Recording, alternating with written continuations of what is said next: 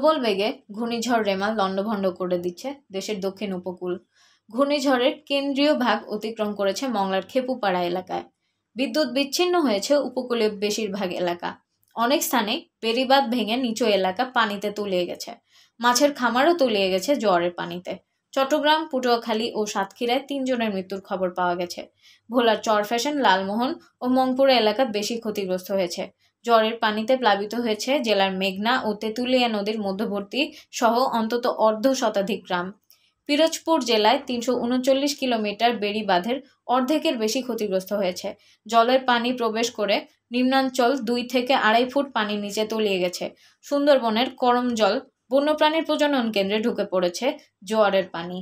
শরণখোলা উপজেলার রাজর এলাকায় switch gate নির্মাণের জন্য দেয়া বাঁধ ভেঙে লোকালয়ে পানি প্রবেশ করেছে।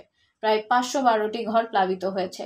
বন বিভাগ বলছে, জোয়ার জলোচ্ছ্বাসের কারণে সুন্দরবনের হরিণ, বানর, বেঙ্গল টাইগার সহ বিভিন্ন প্রজাতির প্রাণীর প্রাণহানির আশঙ্কা রয়েছে।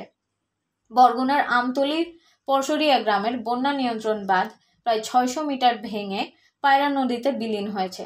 কক্সবাজারে প্লাবিত হয়েছে 21টি গ্রাম। বরিশাল নগরের নিম্নাঞ্চল সহ অনেক এলাকা প্লাবিত হয়েছে। নোয়াখালীর হাতিয়া, নিঝুমদ্বীপ সহ কয়েকটি ইউনিয়নের নিম্নাঞ্চলও প্লাবিত হয়েছে।